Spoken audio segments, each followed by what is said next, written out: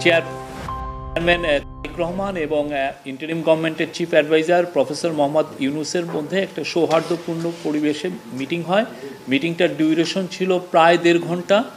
মিটিংয়ের পরে একটা যৌথ বিবৃতি ওনারা দুইজন অ্যাপ্রুভ করেছেন, সেটা এখন রিড আউট করবেন আমাদের national security adviser doctor Khalilur Rahman. বিসমিল্লাহির রহমানির রহিম।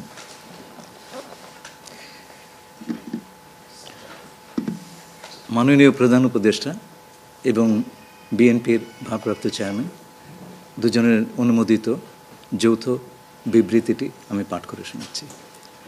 আজ বিএনপির ভারপ্রাপ্ত চেয়ারপারসন জনাব তারেক রহমান লন্ডনে সফররত প্রধান উপদেষ্টা প্রফেসর ডক্টর মোহাম্মদ ইউনুসের সাথে সাক্ষাৎ করেন। অত্যন্ত সৌহার্দ্যমূলক পরিবেশে তাদের বৈঠক অনুষ্ঠিত হয়।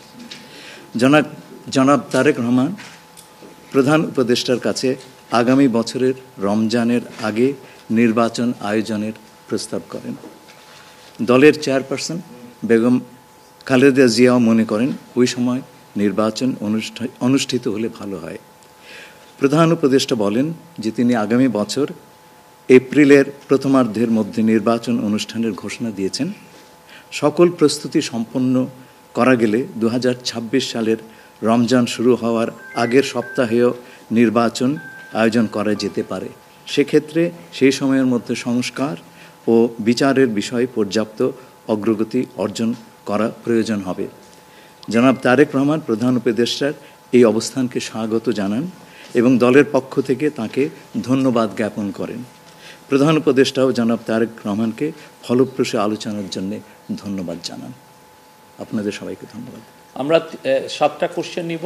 আপনারা কোশ্চেনগুলো করবেন হচ্ছে আমাদের national security adviser doctor Khalilur Rahman এবং বিএনপির স্ট্যান্ডিং কমিটির মেম্বার আমির খসরু মাহমুদ চৌধুরী। প্লিজ।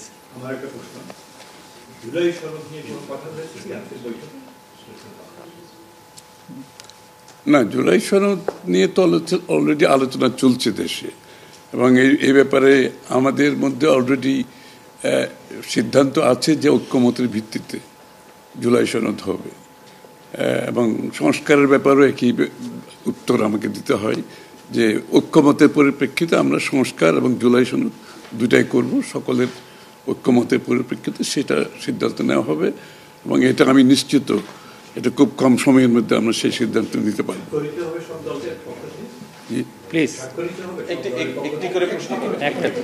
হ্যাঁ, ঐক্যমত যেখানে হবে স্বাভাবিকভাবে ঐক্যমতের পরিপ্রেক্ষিতে যে সিদ্ধান্ত হবে স্বাক্ষরিত তো হবেই, না হওয়ার কোনো কারণ তো নেই। Please please please please please. উনি প্রশ্নটি হচ্ছে যে যেটি বারবার যে কথাটি বলা হচ্ছে যে রুটম্যাপ নির্বাচনের একটি সঠিক তারিখ নির্ধারণে আসলে সমস্যাটা কোথায়? একটি সঠিক তারিখ, সুনির্দিষ্ট তারিখ।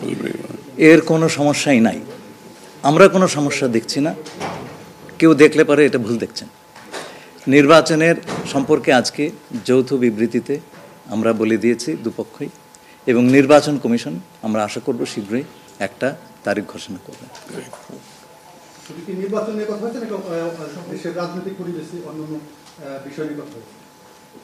সব বিষয়ে আলোচনা তো হবে স্বাভাবিক। আমরা তো নতুন বাংলাদেশ গড়ার প্রত্যয় নিয়ে সামনের দিকে এগোচ্ছি। সবাই আমরা চাই দেশ গড়ার যে প্রত্যয় আমরা নিয়েছি, আমরা ঐক্যবদ্ধভাবে সেই কাজটা করব। শুধু নির্বাচনের আগে নয়, নির্বাচনের পরেও বাংলাদেশ গড়ার যে প্রত্যয় নিয়ে আমরা সবাই ঐক্যমত হয়েছি সেটা আমরা সামনের দিকে এগিয়ে নিয়ে যাব। একজন প্লিজ প্লিজ উনি বলুন। সংস্কার নিয়ে যে দীর্ঘ আলোচনা হচ্ছিল, সেই সংস্কার বিষয়ে বিএনপির পক্ষ থেকে বা তারেক রহমান সাহেবের পক্ষ থেকে আপনারা কিভাবে রিঅ্যাক্ট করেছেন? যে আবার স্যার আমি শুনি, যে সংস্কার নিয়ে যে বর্তমান সরকারের যে একটা বিশাল রূপরেখা তৈরি হয়েছে, একটা বিশাল তালিকা, সেই তালিকা নিশ্চয়ই আজকে আপনাদের সামনে উপস্থাপন করা হয়েছে। সেই সংস্কার বিষয়ে আপনাদের মতামত কি? বিএনপি কিভাবে সেটাকে? না না, এটা তো পরিষ্কার। এটা এখানে না বোঝার কোনো কারণ নাই। বিষয়টা হচ্ছে সংস্কার। চিফ অ্যাডভাইজার সাহেব, তারেক রহমান সাহেব, আমরা সবাই একই কথা বলছি। যে বিষয়গুলোতে ঐক্যমত হবে সেগুলোতে সংস্কার হবে, তাই না? তো সংস্কারের বিষয়টা একটা চলমান প্রক্রিয়া। এমন না যে আজ সব সংস্কার এখন শেষ হয়ে যাবে। এটা নির্বাচনের আগেও কিছু সংস্কার হবে যেখানে ঐক্যমত হবে, আর নির্বাচনের পরেও সংস্কার অব্যাহত থাকবে। কারণ আমরা যেই দেশ গড়ার প্রত্যয় নিয়েছি, সংস্কারের প্রয়োজনীয়তা সবাই অনুভব করছে এখানে। সুতরাং আগে পরে সংস্কার চলতে থাকবে। Please please please please. আমার হচ্ছে তারেক রহমান দীর্ঘদিন ধরে এখানে অবস্থান করছেন এবং স্বরাষ্ট্র উপদেষ্টাও বলেছেন ওনার দেশে ফিরতে কোনো বাধা নেই। ওনার এই ব্যাপারে কোনো আলোচনা হয়েছে কিনা বা কবে দেশে ফিরতে পারবে? এই ব্যাপারে আলোচনার কোনো প্রয়োজনীয়তা আছে বলে আমরা মনে করি না। তারেক রহমান সাহেব যখনই ইচ্ছা উনি দেশে ফিরে যেতে পারবেন, সুতরাং এটা সিদ্ধান্ত উনি নেবেন সময় মতো। আমি একটা প্রশ্ন করতে চাই। আমার প্রশ্ন আছে যে শেখ হাসিনার যে এই যে হত্যাযজ্ঞ, সেই হত্যাযজ্ঞের যে বিচার প্রক্রিয়া, সেই বিচার প্রক্রিয়ার সাথেও কিন্তু একটা বিষয় জড়িত। তিনি বলেছেন যে তার সময় অর্থাৎ নির্বাচনের আগেই শেখ হাসিনার যে বিচার প্রক্রিয়া তিনি শেষ করতে চান এবং পরবর্তীতে তাকে ফিরিয়ে আনার ব্যাপারে তিনি সিদ্ধান্ত নেবেন। এই ব্যাপারে আলোচনা হয়েছে কিনা, এবং যদি সেটা হয়ে থাকে তাহলে সেটাও এই নির্বাচনের রূপরেখার সাথে এটা কোনো প্রভাব ফেলবে কিনা? যৌথ বিবৃতিতে এর উত্তর দেওয়া আছে। সংস্কার এবং বিচার দুই বিষয়ে পর্যাপ্ত অগ্রগতি কথা বলা হয়েছে এবং আমরা মোটামুটি কনফিডেন্ট যে এই অগ্রগতি আমরা নির্বাচন আগেই দেখতে পাবো। সম্পন্ন করা যাবে। রাজনৈতিক দল এনসিপি নির্বাচন কমিশন সংস্কার ছাড়া নির্বাচনে যাবে না বলে ঘোষণা করেছে। এই ব্যাপারে এখানে আলোচনার কোনো সুযোগ আছে বলে আমি মনে করি না। এটা স্যার বলেন কি হয়েছে? সকল দলের সম্মতিতে আমরা নির্বাচনটা অনুষ্ঠিত হবে, আমরা সেরকমই চাচ্ছি। নির্বাচন কমিশন এই নির্বাচন কমিশনের অধীনে নতুন রাজনৈতিক দল নির্বাচনে যাবে না বলছে, নিয়ে কোনো আলোচনা হচ্ছে? এটা ওনাদেরকে জিজ্ঞেস করেন। এটা যার প্রত্যেকটি দলের নিজস্ব মতামত আছে, তবে আমরা সকলকে নিয়ে নির্বাচনটা করতে চাচ্ছি। আচ্ছা, তাহলে কি আমরা বলতে পারি যে এপ্রিলে যে ঘোষিত যে নির্বাচনের রূপরেখা, তাহলে সেখান থেকে সরকার কিছুটা সরে আসতে চাচ্ছে বা আসবে? যৌথ ঘোষণায় এই বিষয়টি সুস্পষ্টই বলা আছে। আপনারা শুনেছেন, যদি সকল কাজ সময় মতো আমরা করতে পারি এবং বিচার ও সংস্কারের ব্যাপারে পর্যাপ্ত অগ্রগতি হয়, তাহলে নিশ্চয়ই সেটা করা যেতে পারে।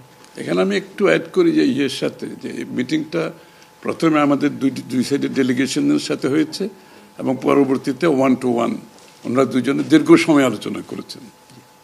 আপনারা কি সন্তুষ্ট কিনা? নিশ্চয়ই সন্তুষ্ট। শুধু আমরা তো বলছি নির্বাচনের আগে নয়, নির্বাচনের পরও দেশ গড়ার ক্ষেত্রে আমরা সবাই একসাথে কাজ করতে হবে, নতুন বাংলাদেশ করতে হবে। আর সন্তুষ্ট না হলে তো যৌথ ঘোষণা আসবার কথা নয়। এখন যে বিচার প্রক্রিয়া চলছে বিগত সরকারের বিভিন্ন, আপনি একবার কোশ্চেন করেছেন প্লিজ। না আরেকটা লাস্ট কোশ্চেন নিব, লাস্ট একটা কোশ্চেন নিব। জি, জাতীয় ঐক্যমত্যের সরকার গঠনের বিষয়ে কোনো আলোচনা হয়েছে কি?